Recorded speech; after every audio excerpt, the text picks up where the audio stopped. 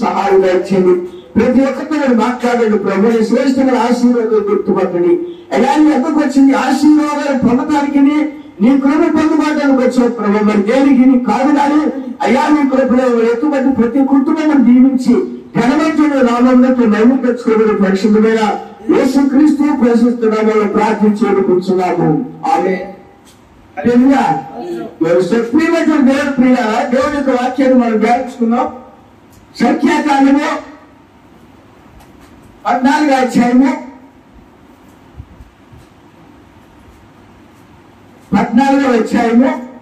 37వ వచనం నుండి అనగా ఆ దేశమును గూర్చి చెత్త సమాచారం చెప్పిన మనుషులు యెహోవా సన్నిధిని చెవుల చేత చనిపోయి అయితే ఆ దేశమును సంచరించి చూచిన మనుషులలో మూడు కుమారుడు యెహోషువయు యెఫున్నె కుమారులకు కాలేబును బ్రతికిని మోషే ఇశ్రాయేలు అందరితో ఆ మాటలు చెప్పగా ఆ జనులు చాలా దుఃఖించిరి. దేవుని స్తోత్రం. హల్లెలూయా. ప్రియమైన దేవుని ప్రియులారా, వర్తమానము ఊహించుకొనుట మనుషులు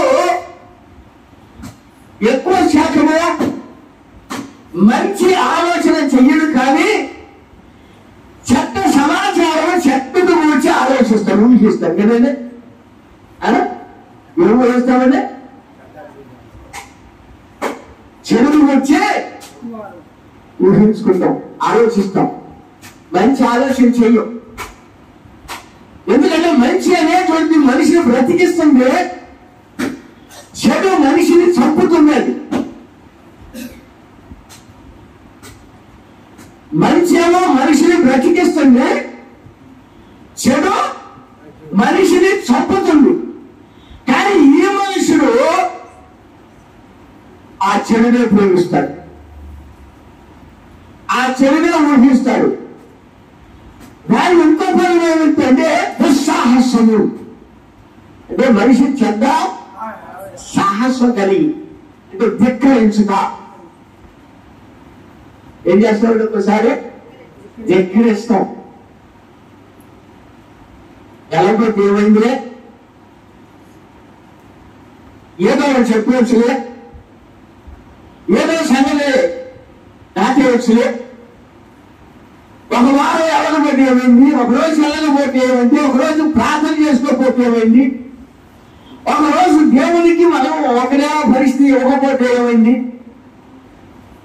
ఇవన్నీ మనకు తెలియదు. ఎప్పుడు చేస్తున్నాం కదా, ఎప్పుడు వెళ్తలేదు కదా, ఎప్పుడు ఇస్తున్నాం కదా, ఎప్పుడు కొందరు ఒకరోజు ఒకసారికి ఏమైపోయింది అనుకుని ఒకసారి మనుషుడు ఏం చేస్తాడంటే దుస్సాహసము కలిగి ఉన్నాడని. అంటే చెడు ఆలోచన, చెడ్డ సాహసం. నువ్వు దానిని కొనసాగించాలి. ఇక మనుషుల్ని దేవుడు ఏం చేసిందే, అయ్యా మీరు వెళ్ళి యోధాన్ని రాత్రి యోధానంలో దర్శించి రమ్మని ఇది మోసే పంపితే 12 మందిని పంపాడండి. ఎంతమంది? 12 మందిని పంపితే 12 మంది ఎవరు? గోత్రకర్తలు. 12 మంది గోత్రకర్తలండి. అంటే ఒక్కో గోత్రానికి ఒక నాయకుడు, లేక ఒక్కో గోత్రానికి ఒక పెద్ద, ఒక్కో గోత్రానికి ఒక అధిపతి. 12 గోత్రాల వారు 12 పంపించారు. అయ్యా మీరు వెళ్ళి యోర్దాను దాటి యోర్దాను అవతల వాగ్దానంలో భూమిలో ఏముందో చూసండి, దర్శించండి అని 12 గోత్రాల వారు పంపిస్తే అట్లా 12 మంది బయలుదేరి ఎక్కడ వచ్చారంటే యోర్దాను నది గట్టిగానికి వచ్చారండి. దేవుని స్తోత్రం. గమనించండి, యోర్దాను నది గట్టి ఎక్కారండి. ఆ గట్టు ఎక్కేటప్పటికి వెళ్ళి చక్కగా ఆ గట్టు యోర్దాను నది చక్కగా ప్రవహిస్తూ ఉందండి.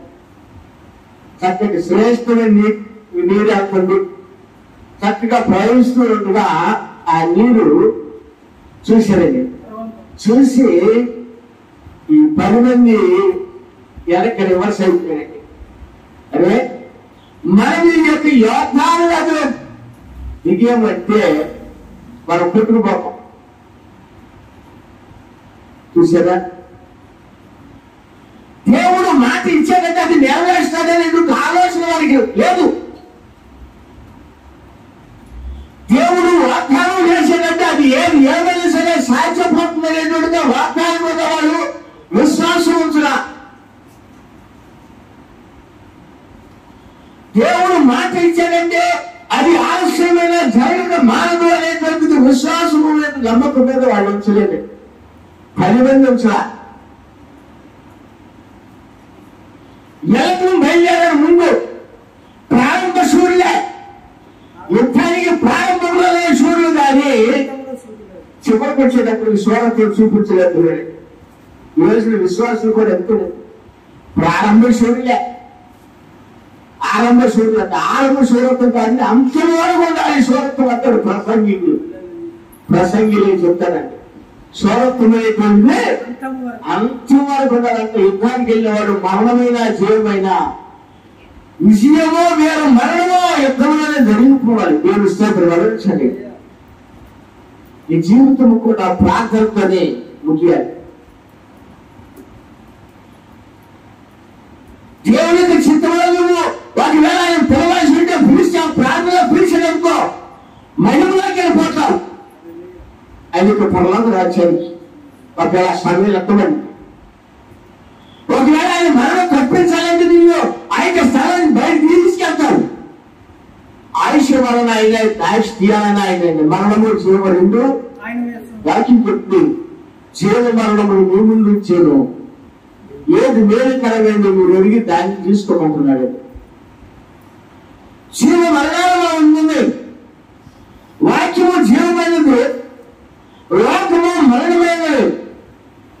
ఈ రోజున విశ్వాసులు దేన్ని ఆస్వాదిస్తున్నామంటే లోకమును ఆస్వాదిస్తున్నారు, లోక కార్యాన్ని ఆస్వాదిస్తున్నారు, పేరు ప్రఖ్యాతిని ఆస్వాదిస్తున్నారు, గొప్పతనాన్ని ఆస్వాదిస్తున్నారు, రోగాలను ఆస్వాదిస్తున్నాం, డబ్బును ఆస్వాదిస్తున్నాం, వెండి బంగారాలు ఆస్వాదిస్తున్నాం, గొప్ప గొప్ప వాటి మీద మనం అనుసరిస్తున్నాం. కానీ చేకరించేటువంటి దేవునికి వాక్యాన్ని మనము స్వీకరించలేకపోతున్నాం. దేవుని స్తోత్రం. ఏదలు అంటే మీరు ఇప్పుడు గమనించండి, ఏదలో కూడా చాలా రకాల ఏదలు ఉంటాయి. ఏదలో చాలా రకాల ఏదలు ఉంటాయి. తేనెటీగ ఉంటుందండి. తేనెటీగ అది ఎక్కడ ఉంటుంది అంటే ఎక్కడ ఏటి మీద ఉంటుంది? పుష్పాల మీదే వాడదు కదండి.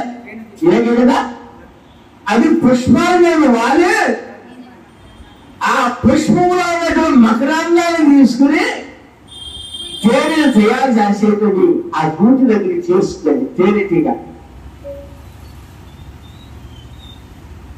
అంతేనా? గూటి దగ్గర తేనెటీగ. ఇంకోటి ఏదో ఉంటుంది, మనం ఎప్పుడు చూస్తాం. ఏదో ఎప్పుడు చూస్తాం. అక్కడ మురికిపోయింది ముక్క ఏంటి? మాంసం ముక్క. మురిగిపోయిన మాంసం ముక్క ఏంటి? అక్కడ ఒక టీ ముక్క ఏంటి? అక్కడ స్వీట్, దాని మీద కూడా ఏగలు అవుతాయి. వాటిలో దీని స్వభావం ఇది, ఆ ఏగ స్వభావం అది. కానీ మనం తేనెటీగ స్వభావం కలిగినటువంటి వారు, మనము శ్రేష్ఠులము, దేవునికి పిల్లలమైన వారు, దేవునికి కృప పొందినటువంటి వారము, ఆయన రక్తం చేత కడబడినటువంటి వారము, ఆయనకు వాగ్దానం చేత మనము పిలువబడి బ్రతికించబడుతున్నటువంటి వారము. ఆయన మాట సెలవివ్వగా దాని ప్రకారం జరిగించుగా ఆయన చిత్తము జీవించువారు మనం. ఆయనకు భయపడాలి, దేవునికి భయపడము, లోకానికి రాదు. లోకము దాని సంగతులు గతించిపోయి ఇప్పుడు యోధాను గట్టి కాడికి వెళ్ళారు. ఆ యోధాను గట్టి మీద ఉంచున్నారు. చూస్తుంటే యోధాను నది చక్కగా ప్రవహిస్తుందండి. బాబు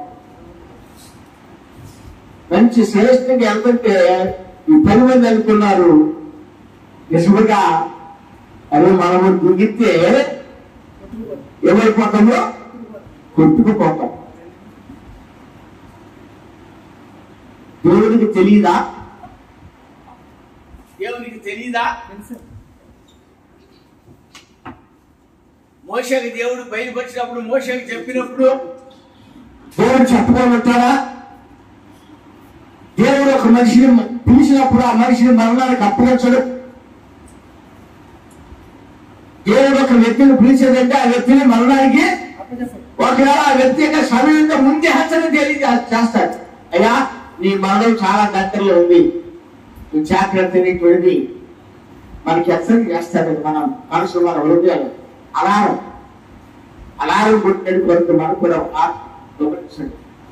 ఇప్పుడు 10 మంది ఏం చేశారంటే మనం తిరిగి అడిగితే చనిపోతాం కాబట్టి ఆ యొక్క యోధాను అవసరం ఉన్నటువంటి వాళ్ళు గొప్పవాళ్ళు, నెబ్బీలు, వాళ్ళు ఎలాంటి వాళ్ళు, వాళ్ళ ముందు మనం మెడతల వల్లే ఉంటాము. కాబట్టి మనం వెళ్ళిపోయి తిరిగి చెత్త సమాచారం తీసుకొచ్చి మోషేకి అప్పు చెప్పారండి.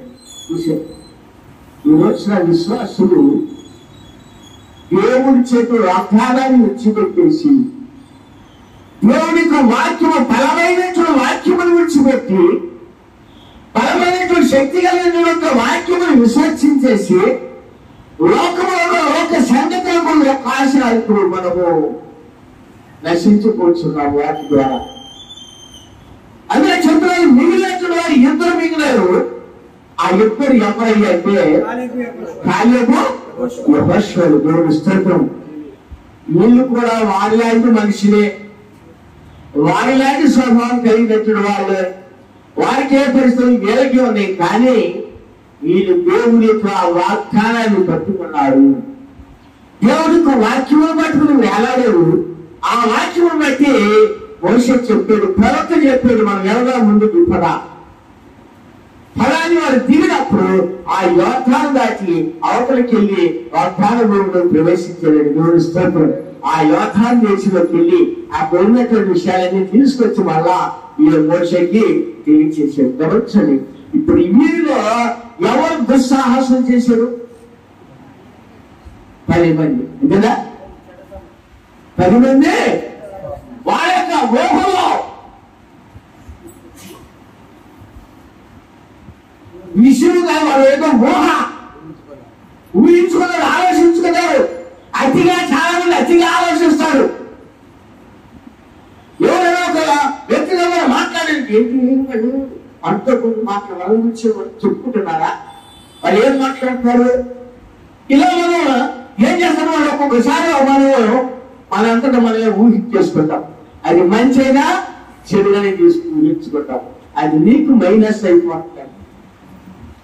అది నీ జీవితంలో ఎక్కడో పొరపాటు చేస్తుంది. నీ కుటుంబంలో నీకు తెలియదు. దేవునికి ఆశీర్వాదం ఎక్కడో కోల్పోతుంది. ఎందుకంటే దేవునికి చిత్తంలో ఏమైందో కానీ నీవేమో ఊహించుకుంటున్నావంటే చెడు ఊహ. కానీ దేవుడికి ఆశీర్వాదాలు కూడా దేవునికి వాక్యమును బట్టి నడిచినప్పుడు ఆయన తన కార్యాన్ని తను నెరవేర్చిస్తాడు. కాబట్టి ఇక్కడ నోవహు కాలంలో అదే జరిగింది. నోవహు కాలంలో దేవుడు నోవహుతో చెప్పాడు, నోవహు ఇంకా 40 దినాలకి ఆకాశంలో భూమిని నేను నాశనం చేస్తాను. ఆకాశంలో వర్షం వస్తుంది, భూమి పురుగులు ఇస్తుంది, కాబట్టి జలప్రాయం వస్తుంది, కాబట్టి నువ్వు వాహనాన్ని సిద్ధం చేసుకోమన్నాడు.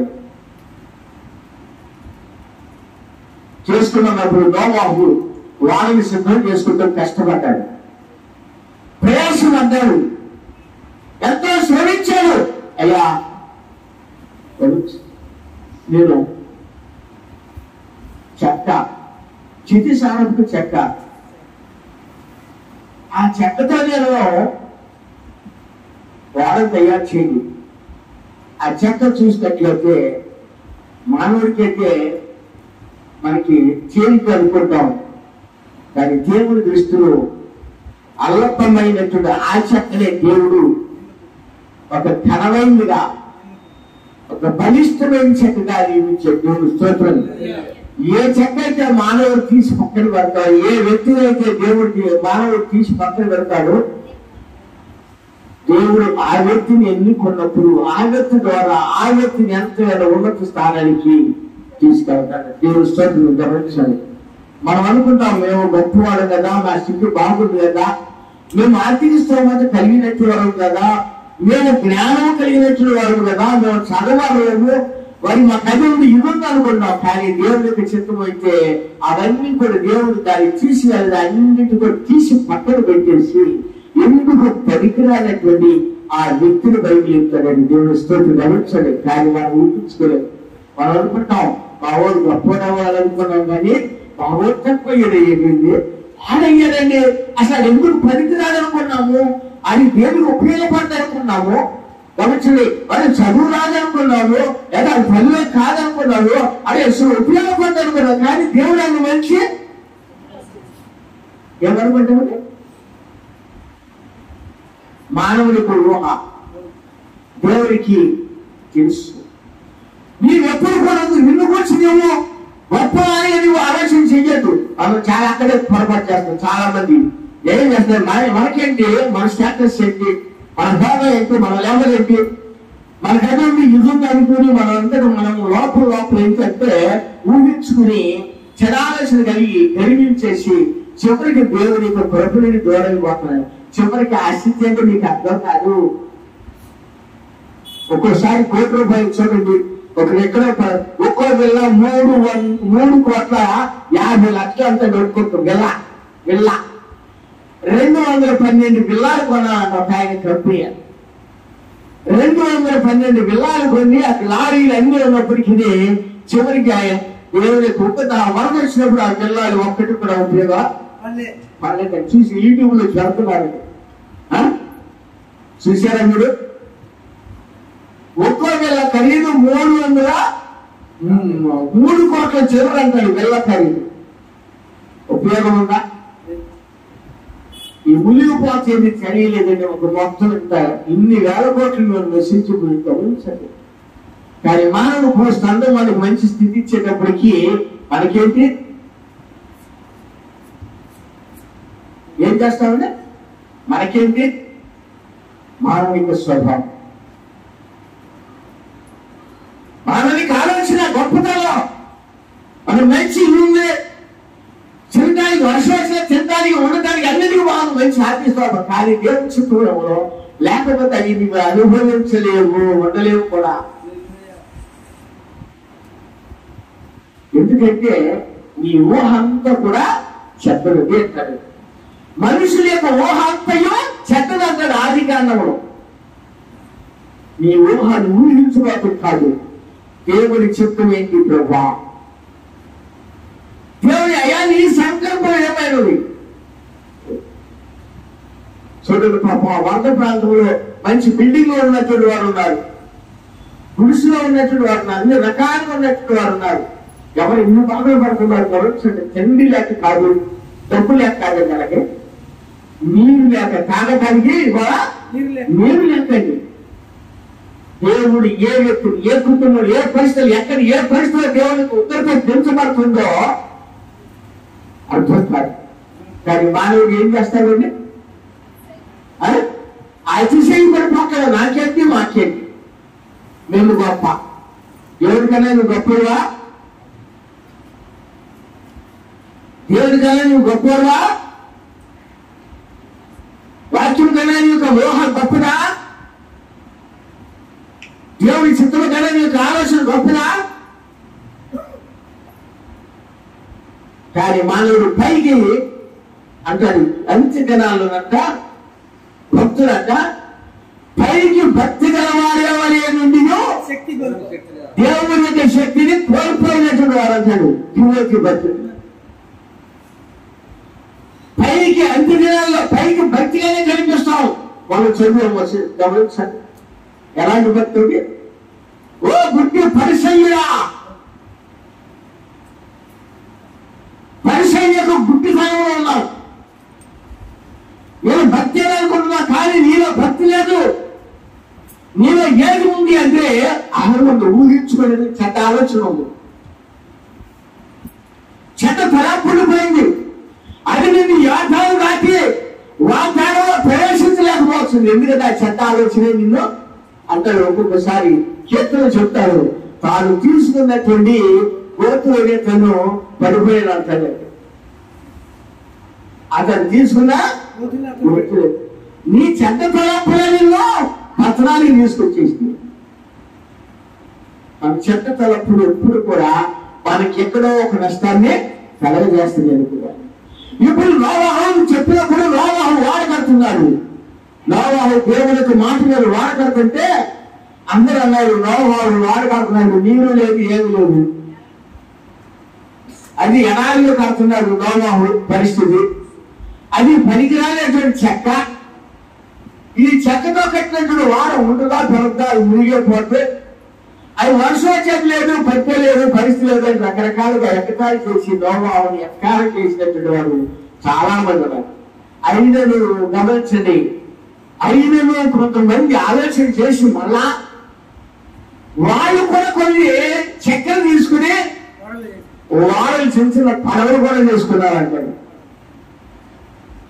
చూసారు, మనిషికి ఒక్కొక్కసారి అనుమానాలు, చాలా మంది అనుమానిస్తారు. ఒక పురుషుడు ఒక స్త్రీని కూర్చొని మాట్లాడుతున్నారు అనుకుంటే వాళ్ళ గురించి ఏం ఆలోచన చేస్తారంటే మంచి ఆలోచన తీరే, మంచి ఆలోచన తీరు, చెత్త ఆలోచన తీసేస్తారు. వాళ్ళు కష్ట సుఖాల్లో మాట్లాడుతున్నారా, లేక ఏ పరిస్థితిలో ఏ మాట్లాడుతున్నారు వారికి వచ్చింది, లేక దేవుని యొక్క పరిస్థితి ఏంటి అనేటువంటి ఆలోచన చేయడు. కానీ వీటికేమొచ్చి అంత వెంటనే వచ్చేసేస్తాన్ని ఊహించేసుకుంటాడు. తన మనసులో ఊహించేసుకున్నాడు. ఊహించేసుకుని అదే అనుకున్నా, నేను అనుకున్నా ఖచ్చితంగా, నేను ఊహించుకున్నా, నా ఊహ నిజమైంది, కరెక్ట్ అయింది అనుకుంటా. కానీ విషయం అక్కడికి వచ్చేటప్పటికి తారుమారైపోయింది. అలాగే ఈ 10 మంది ఊహించుకున్నారు. ఆ 10 మంది దేవుని యొక్క వాగ్దానాన్ని తిరస్కరించారు, వెనక తిరిగి వచ్చారు. ఆ చెడ్డ సమాచారం తీసుకొచ్చినట్టు వారు ఏమైపోయారు, మరణించింది. అంతేనా? ఏమయ్యారండి? వారి ఊహ వారిని ఎక్కడ దారి తీసింది, వారి తలంపు వారికి దారి తీసేసి మరణాన్ని. చూసారా, ఇద్దరు మాత్రము యెహోషువ కాలేబులు మాత్రము ఆ వాగ్దానాలు పట్టుకుని మరణమైన జీవమైన వాగ్దానం అనుకున్నది. మనకు వాగ్దానం ఇచ్చినటువంటి దేవుడు నమ్మదగిన దేవుడు కాబట్టి ఆ వాగ్దానాన్ని పట్టుకునే వాళ్ళు యోర్దానులో దిగి వెళ్తుంటే యోర్దాను నీళ్ళు కూడా వాళ్ళకి సహకరించి చేస్తే దేవుడు స్తోత్రం. యోర్దాను దాటి వాగ్దానంలోకి వెళ్ళారు. ఈ రోజున నీవు కష్టమైనా సరే, నిందలు వస్తాయి, పరిస్థితులు మారుతాయి, అవహేళనలు వస్తాయి, రకరకాల పరిస్థితులు వచ్చినప్పటికీ చివరికి నీ ఇంట్లో వారు నేను ద్వేషిస్తారు. బయలుదేరినట్టు మంచి భక్తుడు, బయలుదేరిందంటే మంచి భక్తురాలు,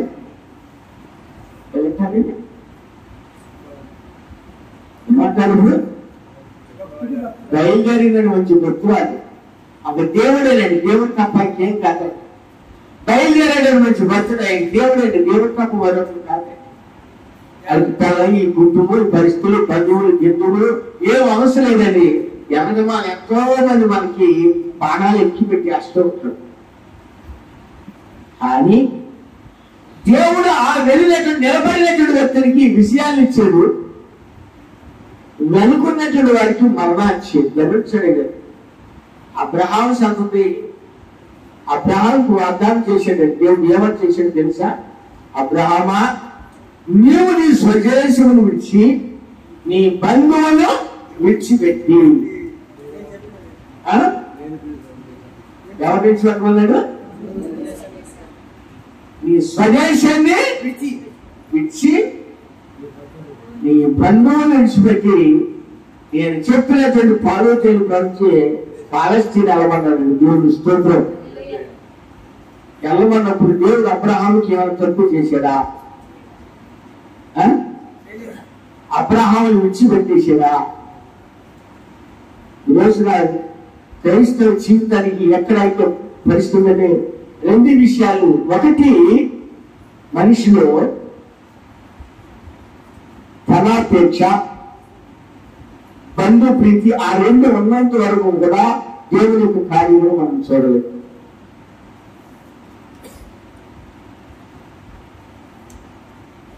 ఆ రెండు ఉన్నంత వరకు కూడా మనం దేవుని యొక్క కార్యాన్ని మనము లోతు తగిన స్థితిని చూసి వెలుకున్నట్టు లోతు భార్య వెనక తిరిగి దెబ్బకి ఏమైపోయిందో తెలియదని బాబు. ఏమైంది? ఆ సంపాదించేటువంటి కాస్త వార్తలు అలసిపోయేది వాటిని చూసుకోవడం. అయ్యో మంచి ఇల్లు కట్టుకున్నానే, మంచి ఇల్లు కట్టుకున్నానే, దాంట్లో బంగారం ఉంది, మంచి వస్త్రాలు ఉంది, గమనించండి, మంచి పరిస్థితులు ఉంది, ఇది నిజమేనా అని ముందుకు వచ్చేసేది వెనక జరిగే ఆలోచన కలిగిందని. ఏమైపోయింది? ఏమైందండి? విషయాన్ని పొందిందా? అదే చెప్తాడు. నోవాహు దినములు ఉన్నట్లునే, లోతు దినములు ఉన్నట్లునే మనిషి కుమారుని యొక్క రాకడ దినములో జరుగును అంటాడండి. దేవుడు స్తోత్రం. గమనించండి, ఈ రోజులో కూడా విశ్వాస యొక్క జీవితం ఎలా ఉంటుంది అంటే, నోవాహు వాడకడుతున్నారు. ఆ వాడకట్టుంటే అనేక మంది ఆ నోవాహుని వ్యత్యాసంగా మాట్లాడారు. అయినను నోవాహు దేవుడికి వాగ్దానంతో ఆ మాటలు బట్టి వాడు తప్పించాడు, వెళ్ళిపోయాడు. ఆ నోవాహు కొంతమంది ఏం చేశారంటే, నోవాహు వాడు కట్టాడు, మనము కూడా పడవలు కడదామని కట్టాడు. కానీ దేవుడు వారికి వాగ్దానం ఇవ్వాలా? దేవుడు వారికి వాగ్దానం ఇవ్వాలి. ఎందుకంటే వాగ్దానం ఇచ్చింది కాబట్టి నోవాహుకి ఇచ్చాడు. నోవాహుకి చెప్పాడు, నోవాహును సూచన ఇచ్చాడు. కానీ నోవాహుని మొదటిగా పరిస్థితి చూసి తర్వాత మళ్ళా వెంబడి చివరికి ఆ జలప్రళయం వచ్చినప్పుడు చివరికి ఏమైంది అంటే, నోవాహు వాళ్ళ తేలింది, ఈడు కట్టినటువంటి పడవలో తేలింది. కానీ కొంతకాలము, కొంత సమయము, కొంత దూరం ప్రయాణం చేసిన తర్వాత ఆ పడవను మునిగిపోయాడు. దేవుని స్తోత్రం. గమనించండి, నోవాహు కుటుంబం మాత్రమే రక్షించబడింది. నోవాహు ఊహించుకోలేదు. నోవాహు ఊహించుకోలా, దుస్సాహసం చేయలా, చెడు ఆలోచన కలిగి లేడు. దేవుడు చెప్పాడు, చేశాడు. నీవు కూడా దేవుడికి వాక్యం బట్టి, ఆ వాక్యం బట్టి నువ్వు జీవించినప్పుడు ఆ వాక్యమే నీ పట్ల రక్షణ కలిగజేస్తుంది.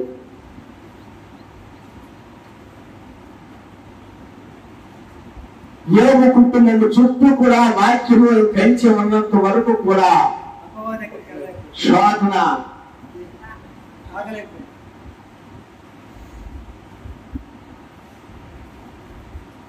యోగు కుటుంబం చుట్టూ వాక్యము కంచిలో ఉన్నారు.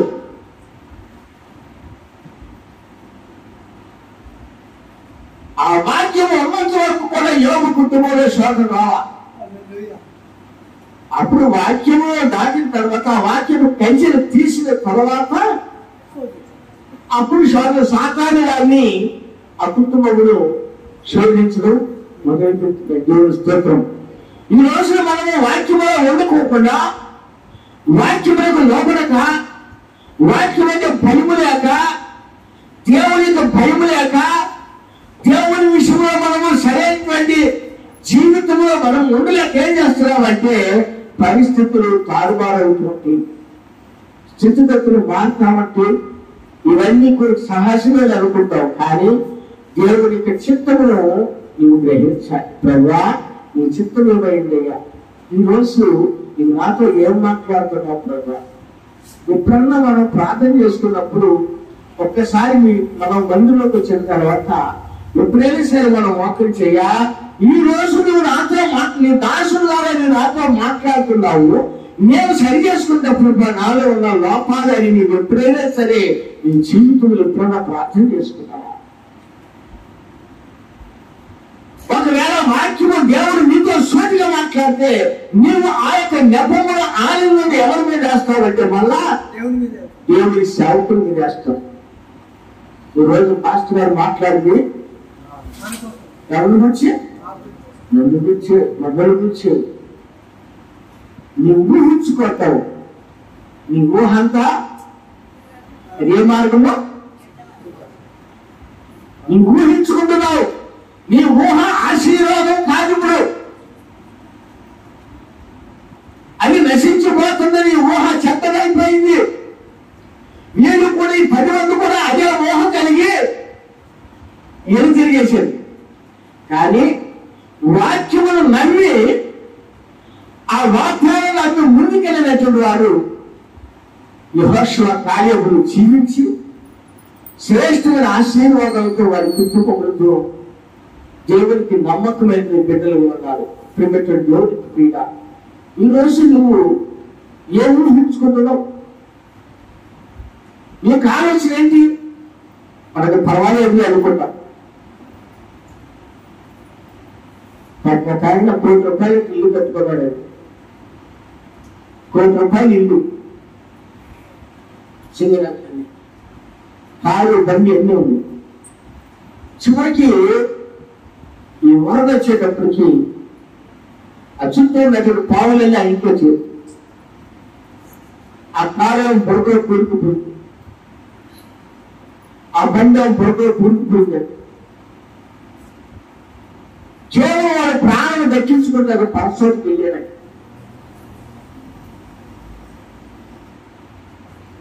ప్రాణము మనం ఎంత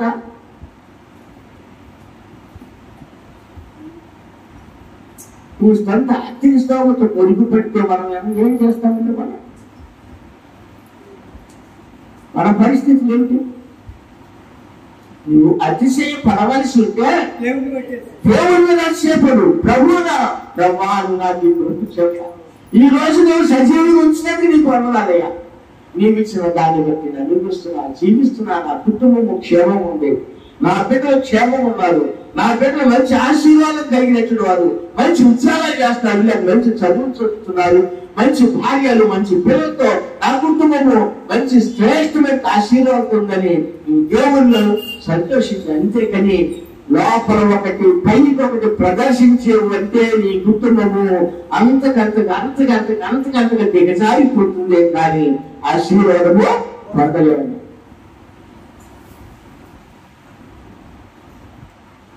నీ హృదయంలో చెడు అనేటువంటి ఆలోచన ఉంది అంటే నేను ఎప్పుడు కూడా ఆశీర్వాదం పొందలేవు. దేవుడు నిన్ను ఎప్పుడు కూడా దీవులతో ఎప్పుడు కూడా దేవుని కృపను బట్టి, ప్రభా నువ్వు చూపినటువంటి ప్రేమను బట్టి, మమ్ములను ఆ పరిస్థితిని బట్టి క్షమించు. దేవుని వాక్యాలను బట్టి, ఆ వాక్యాన్ని బట్టి అనుభూతులు నేర్చుకోవాలి. నోవాహు ఆ రోజుల్లో మరి చూసినట్లయితే మిగిలినటువంటి వారు అందరూ కూడా నశించిపోయినప్పటికీ నోవాహు కుటుంబము క్షేమకరంగా ఉందండి. దేవుని స్తోత్రం. అలాగే గమనించండి, ఆకారం యెహోషువ గ్రంథంలో ఆకారం వస్తాడండి. ఆకారం ఆలోచన కలిగి ఉన్నారు. అందరూ ఇశ్రాయేలు అందరూ కూడా యుద్ధానికి వెళ్ళారు. యుద్ధం చేస్తున్నారు. చూసారా? యెహోషువ పంపాడు, యుద్ధం చేస్తున్నారు. యుద్ధం ఏం జరిగిపోతుంది. ఇశ్రాయేలు ముందు ఎవరు ఓట్లు పోతారు. అందరూ కూడా అర్థమైపోతున్నారు. గమనించండి, చివరికి ఆ కాలంలో చెత్త ఆలోచన చేస్తుంది. చెత్త సమాచారం చెత్త ఆలోచన చేస్తుంది. వీళ్ళందరూ యుద్ధంలో ఉన్నారు. పోలీలో మనకన్నా మనం క్షేమం ఉందాం, మనమన్నా దాచుకుందాం, మన మట్టుకన్నా కొన్ని బంగారాన్ని, కొన్ని వస్త్రాల్ని తెచ్చి దాచుకుందామని ఏం చేశారండి?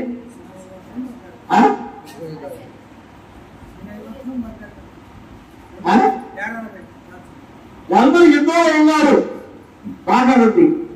కానీ యాగానికి ఆశ కట్టింది అన్నమాట. వెండి వస్త్రాలు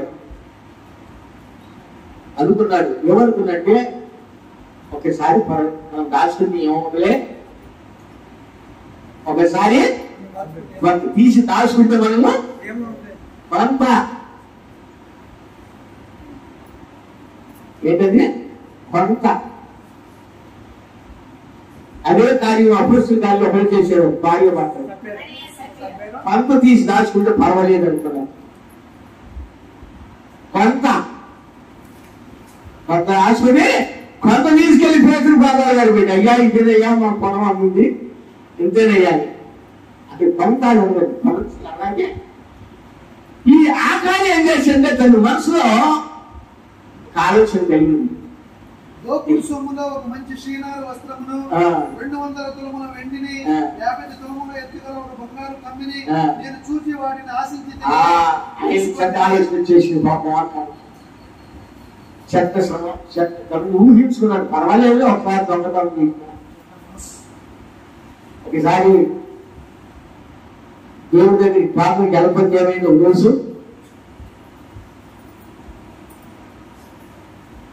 ఒకరోజు ప్రార్థన లేకపోతే ఏమైంది? నాకు భయం వేస్తాడు. ఆ ఒక్కరోజు కూడా మానాలంటూ భయం వేస్తాడు. ఎప్పుడన్నా పరిస్థితి కాబట్టి ఇక్కడికి వచ్చి ప్రార్థన చేసుకోవటానికి ఈ రోజు సెలవుపోతే ఏమైంది అనేటువంటి ఆలోచన నాకు వచ్చిన భయం వేస్తాడు. అయినా సరే ఏదో సమయం రావాలి మనిషికి. ప్రార్థన అండి, ప్రార్థన కాపాడుతుందండి. ప్రార్థన కాపాడుతుందండి. దేవుడు కృపని మీద ఏంటంటే దేవుడి ప్రార్థన ప్రార్థన అంత శక్తివంతం. అనుభవాలను ఆడుకుంటాడు ప్రార్థన, జీవితాన్ని ఆడుకుంటాడు. చనిపోయినటువంటి వారిని లేపిందండి ప్రార్థన. ఎప్పుడు 11 అధ్యాయంలో చూసినట్లయితే దేవుడికి అంత కార్యం, అంత శక్తి మనం వింటున్నాం. కానీ జీవితం దానికి వచ్చేటప్పటికి మనకి లోకాశ, లోకాశ, లోకంలో ఉన్నటువంటి సంగతులు, లోకంలో ఉన్నటువంటి పరిస్థితులు. 30 సంవత్సరాల్లో ఒక వారం అండి నేను ప్రార్థన మారింది. 30 సంవత్సరాలు. ఎప్పుడో తెలుసా? అందరికన్నా మా తమ్ముడు చిన్నట్టుంటే వారి పెళ్లికి ఒక వారం ప్రార్థన కదా.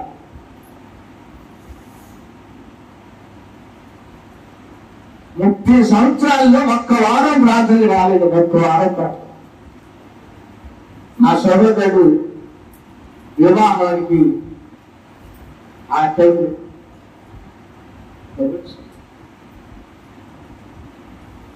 దేవునికి ఆశీర్వాదం. 30 సంవత్సరాలు క్షేమం చేయటం ఉంది. మన పరిస్థితులు విషమించేసి మనం వెళ్ళలేమో అనుకున్నప్పుడు మనము కానీ మనం ఏం చేస్తున్నామంటే ప్రతి చిన్న విషయాన్ని కూడా మనము ప్రార్థనని లేక దేవుడి సన్నిధిని వాక్యమును మనము పక్కన పెట్టేసి మన సొంత నిర్ణయాలు తీసేసుకుంటూ ఉంటాం. సొంత ఆలోచన తీసుకుని సొంత ఊహతో చేస్తావు కదా, అది నీకు కొన్నిసార్లు ఉరి కాబోతుంది. ఇప్పుడు ఆకాని అదే చేశాడు. ఆకాని ఏం చేశాడంటే అసలే శపించబడింది. ఆ ఎరుకబడిన ప్రతి శపించబడిన దానిలో ఏం తెచ్చుకున్నాడు ఆకాని.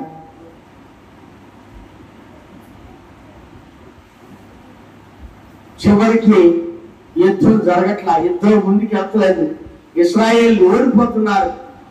30 మంది చనిపోయారు. ఎందుకు జరిగింది ఇది అని అప్పుడు ప్రార్థన చేసేది. ప్రార్థన చేస్తే అప్పుడు యెహోషువ ఏం చేసేది, వాళ్ళందరూ చూపుకొచ్చి ఎక్కడో పొరపాటు జరిగింది, నేరం జరిగింది, ఎవరి వల్ల జరిగింది తెలుసుకోవాలని ఏం చేసేది, చీట్లు వేసేది. చీట్లు వేద్దాం 12 గోత్రాల వారికి ఎవరెవరి పేరు వస్తుందో చూసి ఆ చీట్లు వేసినప్పుడు ఎవరి పేరు వచ్చింది, ఎవరి గోత్రం వచ్చిందని ఆ కాదు గోత్రం. దేవుడు న్యాయవంతుడు, దేవుడు యథార్థవంతుడు. దేవుడు పక్షపాతి కాదు. దేవుడు ప్రతి కార్యాన్ని విచారణకే చేస్తాడు. రాత్రి చెప్పుకున్నాం. ఎవరి పేరు మీద వచ్చింది? ఇప్పుడు ఆకారం పేరు మీద వచ్చినాయి. ఇప్పుడు తీస్తే ఆకారం ఏం చేసావు? ఆకారం అంటే అయ్యా నేను ఏం చేయటం కాదయ్యా, నేను చూడగానే నాకు అక్కడ ఆ బంగారు కమ్మిని, ఆ వెండిని, ఆ వస్త్రాన్ని ఆశించానయ్యా. ఆశించి నా మనసుతో లాకి వాటిని తీసుకున్నాను. నా మనసులో మంచి అప్పుడు ఆకాల యొక్క కుటుంబం మోక్షము కూడా చంపుతారు. చేసేది ఒక్కడే, చేసేది ఎంత చూడుతుంది? గోత్రాలుగా చుట్టేసేసి రాత్రి చెప్పుకున్నాం. ఒక్క వ్యక్తి అతడు న్యాయవంతుడైతే దేవుడు ఆ వ్యక్తిని బట్టి విచారణలోనే తెస్తాడు. యథార్థవంతుడే నమ్మకం. ఆహారం చెడుగా ఊహించుకున్నాడు. దుస్సాహసులు దేవుని యొక్క వాక్యాన్ని అతిక్రమించేశాడు. ప్రవక్త చెప్పినటువంటి మాటలు అతిక్రమించేశాడు. దుస్సాహసం చేశాడు. తన యొక్క కుటుంబ గోత్ర పరిస్థితులన్నీ కూడా మారిపోయి చివరికి రాళ్ళతో కూడి చంపబడ్డాడు. ఎందువల్ల జరిగింది అంటే మనిషికున్న దుస్సాహసం, చెడు ఆలోచన. చెడు సంసార కార్యం చూద్దాం. సంసారాన్ని దేవుడు చాలా బలమైనటువంటి వ్యక్తిగా వాడుకున్నారు. ఫిలిష్తీయుల్ని గాడిద యొక్క పచ్చి దవడ ఎముకతో ఏమని కుప్పలేసేసాడండి సంవత్సరం. అంతేనా? దేవుని యొక్క ఆత్మ సంవత్సరాన్ని ఆవరించినప్పుడు సంవత్సరం ద్వారా దేవుడు గొప్ప గొప్ప కార్యాలు చేసేసాడండి.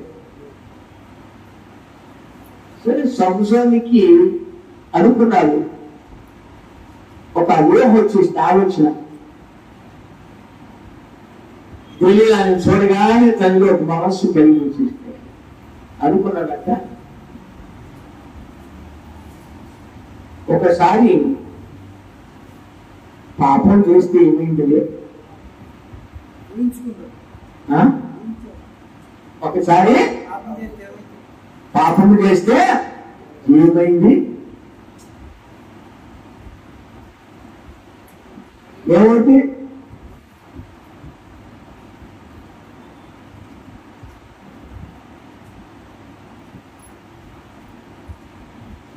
ఏమైందండి? ఒకసారి పాపం చేస్తే ఏమవదా మనం అనుకుంటాం.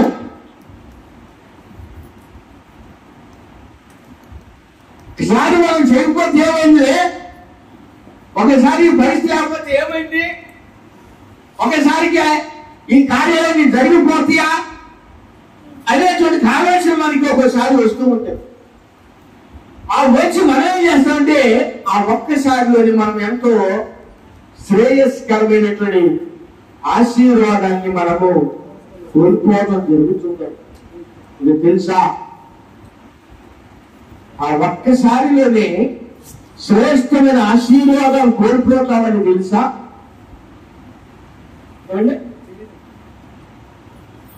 తెలుసా? చూద్దాం. ఎబ్రీ పత్రిక 6వ అధ్యాయం చూద్దాం ఒకసారి. ఎబ్రీ పత్రిక 6వ అధ్యాయం 4వ వచనం చూడండి. ఒకసారి వెలిగింపబడి పరలోక సంబంధమైన వరమును రుచి చూసి పరిశుద్ధాత్మలో పాలివారై దేవుని దివ్య వాక్యంలో రాబోయిన సంబంధమైన శక్తుల ప్రభావంలో అనుభవించిన తరువాత తప్పిపోయిన వారు తమ విషయంలో దేవుని కుమారుని మరలా సిలువ వేయించు బాహముగా ఆయనను అవమానపరుస్తున్నారు కనుక వారి మనసు పొందినట్లు అట్టి వారిని మరలా నూతన పరచుట అసాధ్యము. స్తోత్రం.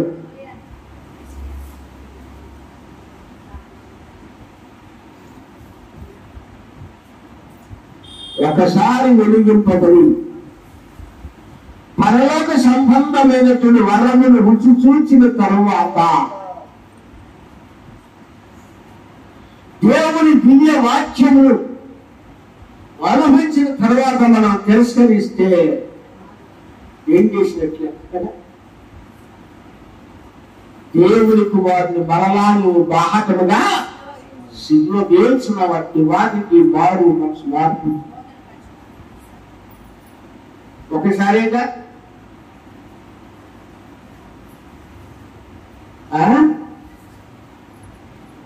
ఒక్కసారే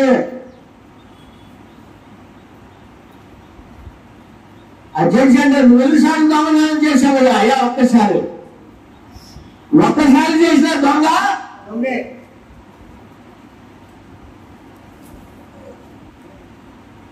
న్యాయాధిపతి నదేముడు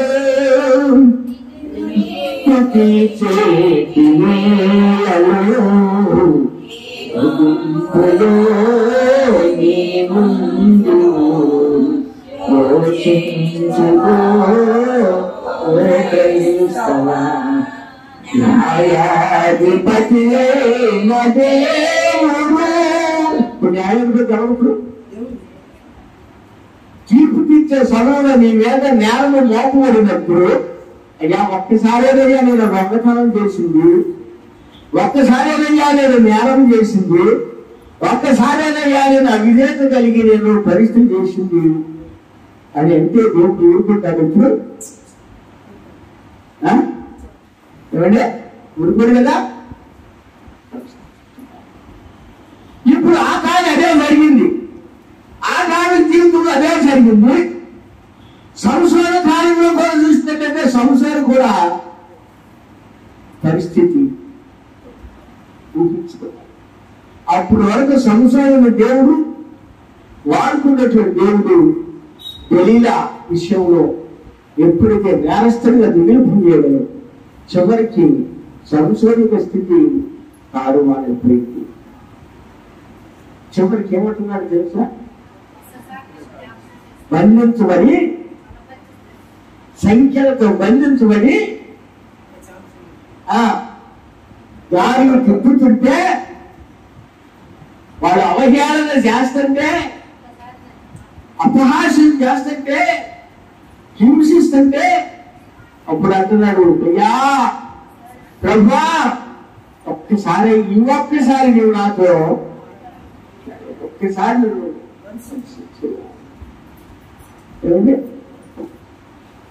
మరొక్కసారి అలా నోటి సహాయం చేయగా మరొక్కసారి అడుగుతున్నాడండి. చూసారు మనం అనుకుంటాం ఒక్కసారిగా విషయం పుచ్చుకుంటే ఏమవుతుంది?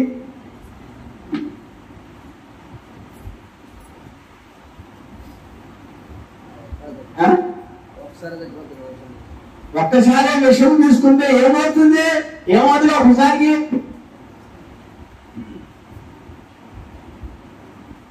అనుకుంటాం. ఆ ఒక్కసారిలోనే ఒకవేళ నీ జీవనం కోల్పోతావేమో, ఆ ఒక్కసారిలోనే దేవునికి ఆశీర్వాదాలు కోల్పోతావేమో, ఆ ఒక్కసారి దేవునికి కృప నుండి తొలగిపోతావేమో, ఆ ఒక్కసారి దేవుని యొక్క శ్రేష్టమైనటువంటి ఆ రాజ్యం నుండి ఎన్నుకోకుండా త్రోసివేయబడతావేమో, ఆ ఒక్కసారి నీ పిల్లలు ఏ పరిస్థితిలో దీవించబడాల్సిన పరిస్థితులు ఏ విధంగా ఆగిపోతుంది. ఒక్కసారే కదా. విశ్వాస జీవితంలో ఎంతమంది ఈరోజు ఎలా ఉన్నామంటే చెడు ఆలోచన, దుస్సాహసాలు, ఒకసారికి ఏమేం లేదు కానీ ఒకసారికి ఏమైంది కానీ ఒకసారికి ఏమైనా తినే పర్వాలా ఏమైంది?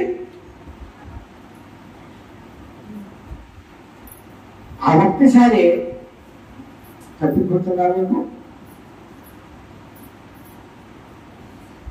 యాకోబు తన జీవితంలో ఏశావు ఆ ఒక్కసారే జాగ్రత్తను కోల్పోయాడు.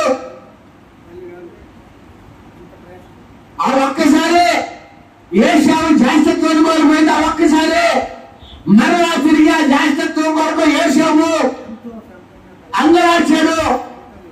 అయ్యా జాగ్రత్తను కోల్పోయాను కేవలం ఒక్క పూట కొరకు అది అంగరాచనను, కన్నీరు కాచను, ప్రార్థన చేసినను, ఫలితం లేకుండా పోయిందండి. పరిస్థితులు కావాలి